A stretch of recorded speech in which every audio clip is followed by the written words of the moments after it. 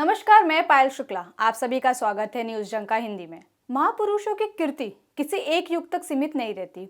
उनका लोकहितकारी चिंतन, जीवन मूल्यों को लोक जीवन में संचारित करने की दृष्टि युग युगों तक समाज का मार्गदर्शन करता है। डॉक्टर सर्वपल्ली राधाकृष्णन हमारे एक ऐसे ही प्रकाश स्तंभ है जिन्होंने अपनी बौद्धिकता, सूझबूझ, व्यापक सोच से भारतीय संस्कृति के संक्रमण दौर में संबल प्रदान किया। वे भारतीय संस्कृति के ज्ञानी, एक महान शिक्षाविद, महान दार्शनिक, समाज सुधारक, राजनीतिक चिंतक एवं भारत गणराज्य के राष्ट्रपति थे। वे समूचे विश्व को एक विद्यालय मानते थे। उनका मानना था कि शिक्षा के द्वारा ही मानव मस्तिष्क का सदुपयोग किया जा सकता है और यही आदर्श समाज संरचना का आधार है। डॉक्टर राधाकृष्णन के जन्मदिन 5 सितंबर को प्रतिवर्ष शिक्षक दिवस के रूप में मनाया जाता है, क्योंकि उन्होंने अपने जीवन के 40 वर्ष एक शिक्षक के रूप में व्यतीत किया था। वह एक आदर्श शिक्षक थे। इस दिन समस्त देश में भारत सरकार द्वारा श्रेष्ठ शिक्षकों को पुरस्कार भी प्रदान किया जाता है। डॉक्टर राधाकृष्णन बहुआयामी प्रतिभा के धनी व्यक्ति के साथ ही देश की संस्कृति को प्यार करने वाले व्यक्ति भी थे।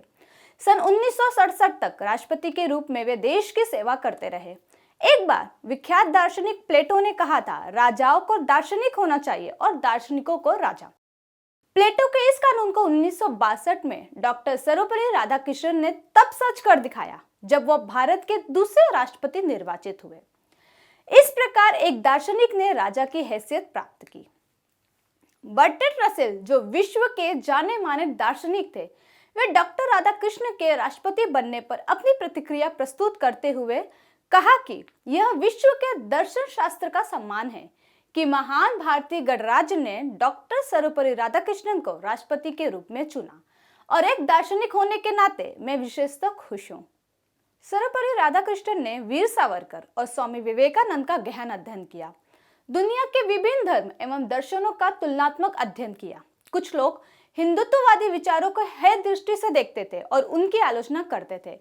उनकी आलोचना को डॉक्टर राधाकृष्णन ने चुनौती की तरह लिया और हिंदुत्ववादिता का गहरा अध्ययन करना आरंभ कर दिया।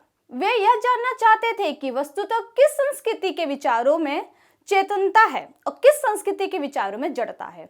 तब स्वाभाविक अंतर प्रज्ञा द्वारा इस बात पर दृढ़ता से विश्वास करना आरंभ कर दिया कि भारत के दूरस्थ स्थानों पर रहने वाले गरीब तथा अनपढ़ व्यक्ति भी प्राचीन सत्यों को अच्छी तरह जानते हैं। इस कारण उन्होंने तुलनात्मक रूप से यह जान लिया कि भारतीय अध्यात्म काफी समृद्ध है और क्रिश्चियन मिशनरियों द्वारा हिंदुत्व की आलोचनाएं निराधार है। इससे उन्होंने यह निष्कर्ष निकाला कि भारतीय संस्कृति धर्म, ज्ञान और सत्य पर आधारित है, जो प्राणी को जीवन का सच्चा संदेश देती है। भारतीय संस्कृति में सभी धर्मों का आदर करना सिखाया गया है और सभी धर्मों के लिए समता का भाव भी हिंदू संस्कृति की विशिष्ट पहचान है। इस प्रकार उन्होंने भारतीय संस्कृति की विशिष्ट पहचान को समझा और उससे काफी नजदीक हो गया। जुलाई 1918 में मैसूर प्रवास के समय उनकी भेंट रविंद्रनाथ टैगोर से हुई। इस मुलाकात के बाद वह टैगोर से काफी अभिभूत हुए।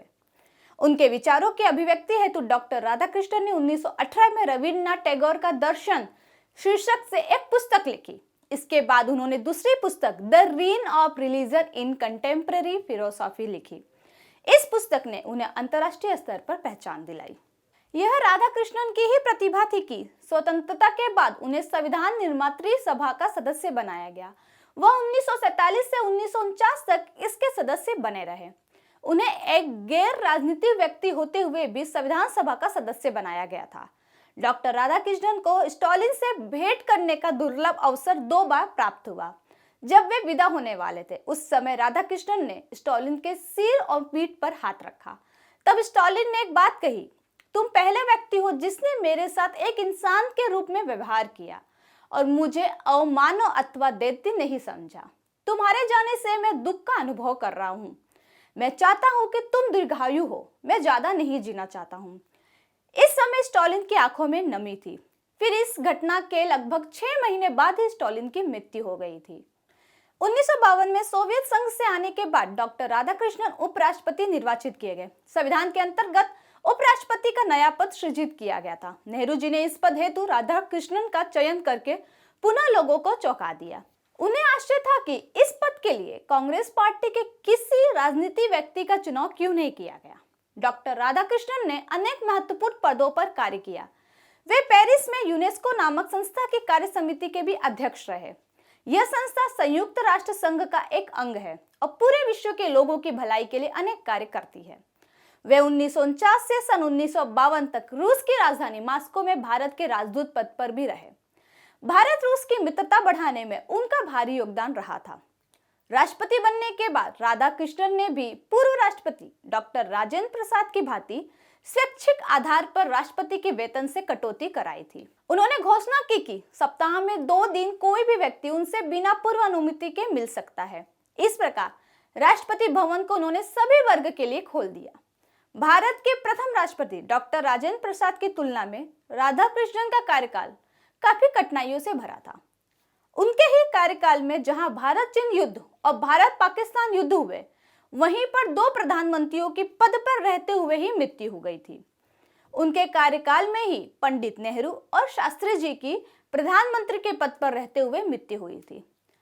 लेकिन दोनों बार नए प्रधानमंत्री का चयन सुगमता पूर्वक किया गया, जबकि दोनों बार उत्तराधिकारी घोषित नहीं था और न ही संवैधानिक व्यवस्था में कोई निर्देश था कि ऐसी स्थिति में क्या किया जाना चाहिए।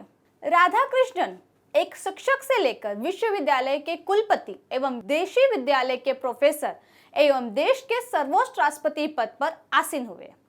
देश के सर्वोच्च सम्मान भारत रत्न से अलंकृत डॉक्टर राधाकृष्णन के विचार सरल, सहज, दूरगामी तथा विश्व को दिशा देने वाले प्रतीत होते हैं।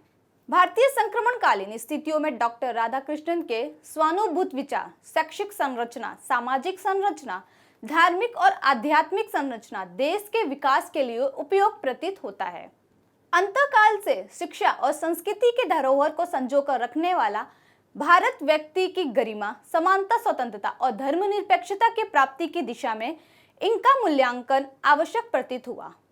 देश को उत्कर्ष देने की अभिलाषी डॉक्टर सर्वपल्ली राधाकृष्णन के विचार वर्तमान समय में भी अधिक उपयोगी है। सचमुच उनका जीवन एक प्रेरणा है, एक रोशनी है। इस रोशनी को साथ रखते हुए आदर्श समाज रचना के संकल्प को सचेतन करने के लिए हम अग्रसर बने, यही उनके प्रति सच्ची श्रद्धांजलि होगी। आपको मेरा वीडियो कैसा लगा कमेंट सेक्शन में जरूर बताएं। साथ ही हमारे चैनल को लाइक, सब्सक्राइब और शेयर करना न भूलें। फिलहाल के लिए इतना ही। जल्दी एक नई जानकारी के साथ पुनः उपस्थित होंगी। तब तक के लिए दीजिए इजाजत। धन्यवाद।